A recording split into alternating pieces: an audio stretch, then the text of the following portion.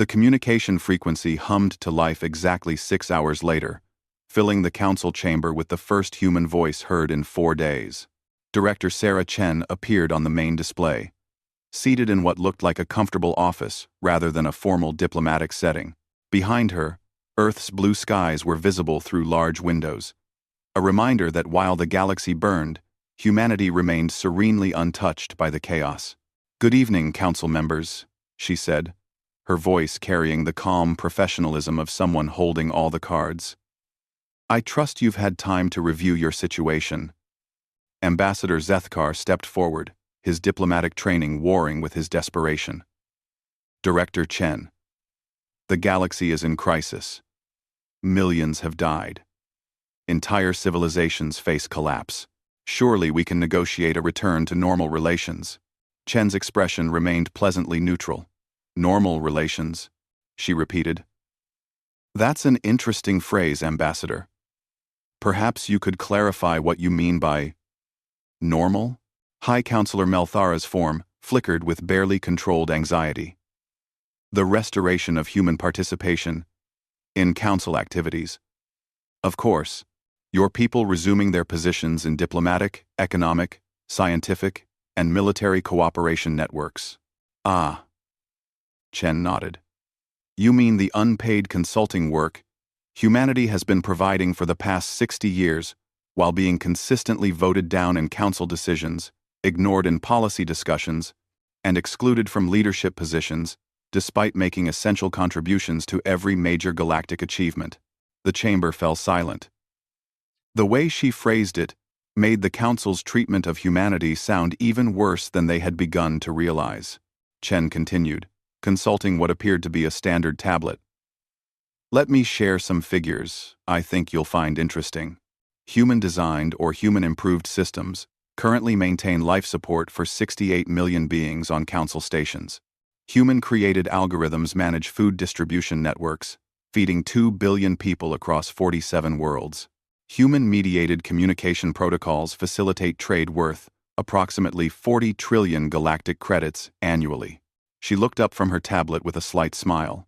In return, humanity held exactly 0 permanent council positions, received approximately 12% of research funding, despite contributing to 85% of successful projects, and had their policy proposals approved at a rate of 29%, despite a success rate of 94%, when those same proposals were later submitted by other species.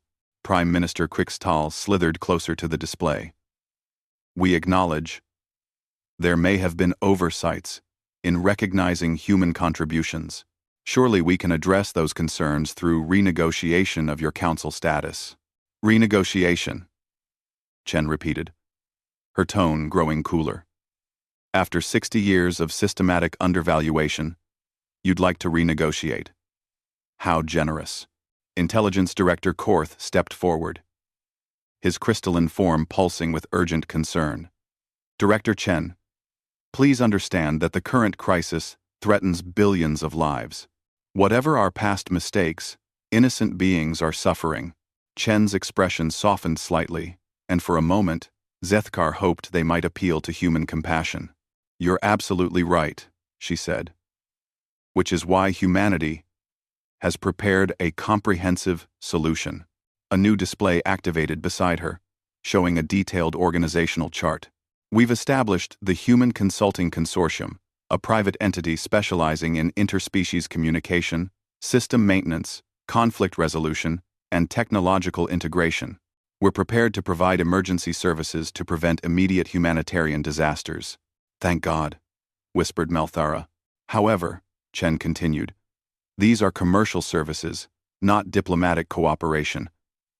Standard consulting rates apply. Emergency intervention services are billed at premium rates due to the urgent nature of the work." Economic Minister Fel Naros rolled forward, his robotic frame whirring with distress. "What kind of rates are we discussing?" Chen smiled, and for the first time, there was something almost predatory in the expression. "Well, let's see. Emergency life support system maintenance for critical stations. 50 million credits per day per facility. Atmospheric processor oversight for terraformed worlds. 100 million credits per world per month. Trade route mediation services. 10% of the total trade value facilitated. 2. The numbers hit the council like physical blows. At those rates, the basic services needed to prevent immediate collapse would cost more than the council's entire annual budget. That's impossible, Felnaros protested. No government can sustain those costs. Then I suppose you'll need to prioritize, Chen replied calmly. Which systems are truly essential, and which can you afford to lose? High Admiral Karras stepped forward, his forearms crossed in a gesture of barely contained aggression. This is extortion. You're holding the galaxy hostage. Chen's expression grew cold. Admiral, I suggest you choose your words more carefully. Extortion implies illegal coercion. We are simply declining to continue providing free services that we were never properly compensated for in the first place. Besides, she continued, her voice taking on a harder edge, you seem to be under the mistaken impression that you're negotiating from a position of strength. The display behind her changed, showing a tactical map of the galaxy. But this wasn't the familiar council map showing member territories and trade routes. This showed something else entirely.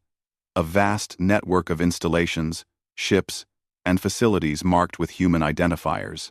Allow me to correct some misconceptions about humanity's capabilities, Chen said. For the past century, while participating in council activities, we've also been developing our own infrastructure, independent research facilities, communication networks, defensive installations, and resource extraction operations. The map zoomed in on specific regions. The frontier worlds that the Council has ignored? They've been allied with humanity for 40 years. The independent systems that you considered too primitive to be worth contacting? They've been trading partners and research associates. The nomad fleets that you classified as irrelevant wanderers? They've been providing mobile defense platforms and deep space exploration services. Zethkar felt his scales go cold as the full scope of the network became clear.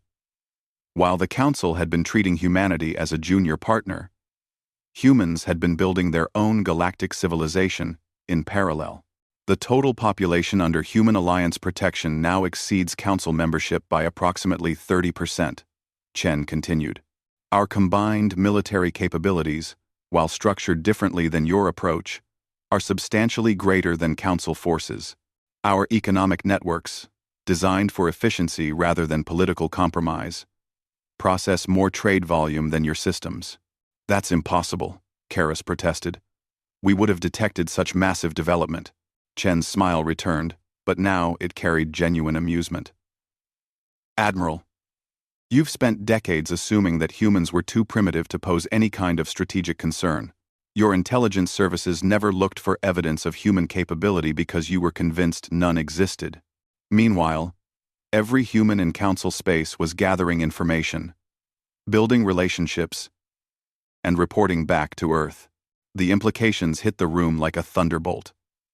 Every human diplomat, trader, researcher, and cultural attaché had been part of an intelligence operation spanning decades. Dr. Kilnara's tentacles writhed with distress. You're saying every human we trusted was a spy? Not spies, Chen corrected.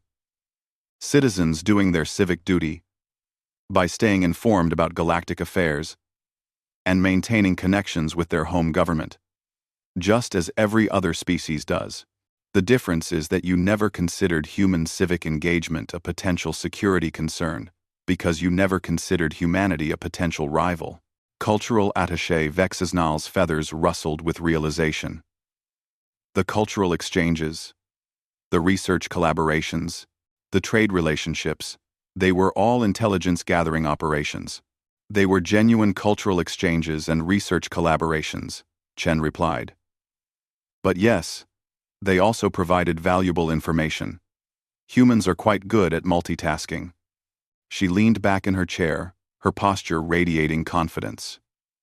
So, let's discuss the current situation accurately. The Galactic Council, through decades of systematic discrimination and dismissal, has alienated the most strategically positioned and technologically capable species in known space. That species has now withdrawn its free services and is offering to provide essential maintenance on commercial terms. The alternative, she continued, is for the Council to develop replacement systems independently. Based on our analysis of your technological capabilities, without human input, we estimate that will take approximately 40 to 60 years, assuming you can maintain political stability long enough to complete the research.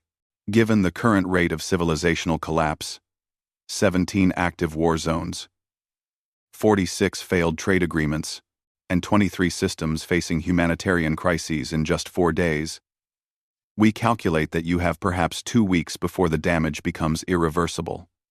Silence stretched across the chamber as the council representatives absorbed the full scope of their predicament. "What do you want?" Zethkar finally asked.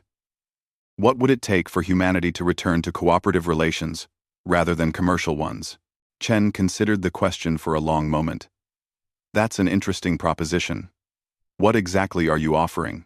Full council membership with voting rights, proportional to our contributions," Melthara said desperately. "Leadership positions in key committees. Recognition of human achievements in galactic development. 60 years too late, but a start," Chen acknowledged. "However, the situation has evolved beyond simple council membership. Humanity now has responsibilities to our allied species, who have proven to be more reliable partners than the council ever was." She stood, walking to the window behind her desk. "Let me propose an alternative arrangement. The Human Alliance, which includes our species plus 47 others, is prepared to establish a new cooperative framework with the Galactic Council. Equal partnership, shared governance, mutual recognition of sovereignty and contributions." "You're talking about replacing the Council," Korth said, his crystalline form dim with shock. "I'm talking about evolving it," Chen corrected. "The current system clearly doesn't work. It creates dependency relationships rather than genuine cooperation. It rewards political maneuvering over actual contribution. It systematically undervalues entire species based on prejudice and assumption. The new framework would be different. Merit-based representation, transparency in decision-making, actual partnership, rather than charity, from major species to minor ones." Defense Minister Tox Rand stepped forward. "And if we refuse?" Chen's expression grew serious. "Then, humanity continues, providing essential services on a commercial basis to those who can afford them, while working exclusively through our existing alliance network for everything else. The Council becomes increasingly irrelevant as species choose to work with more effective alternatives. Within a decade, the Council dissolves as members abandon it for functional alternatives. No violence, no conquest, just natural selection in action." The chamber erupted in desperate conversations as representatives realized they were witnessing the end of the galactic order they had known for centuries. High Counselor Melthara's form flickered rapidly. "How long do we have to decide? The humanitarian crisis interventions begin in 1 hour, regardless of your decision," Chen replied. "We won't let innocent beings suffer for their government's mistakes, but the broader political arrangements? You have 72 hours to provide a response.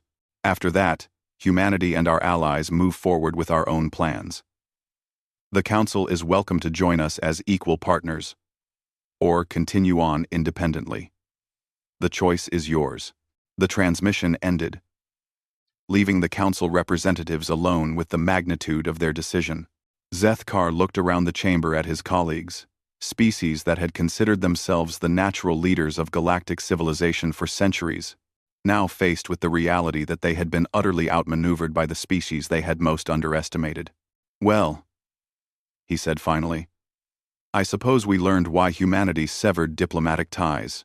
Because they didn't need us anymore," Melthara replied, her form dim with defeat. "They had something better." As if to emphasize the point, the chamber's life support systems hummed back to life.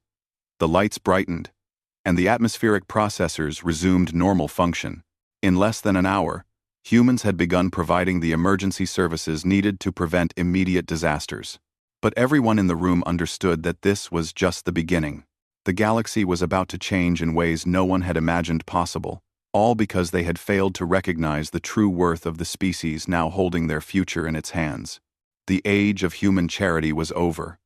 The age of human leadership had begun. And the most remarkable thing, Zethkar realized, was that humanity had given them the chance to be part of it as equals, rather than subjects.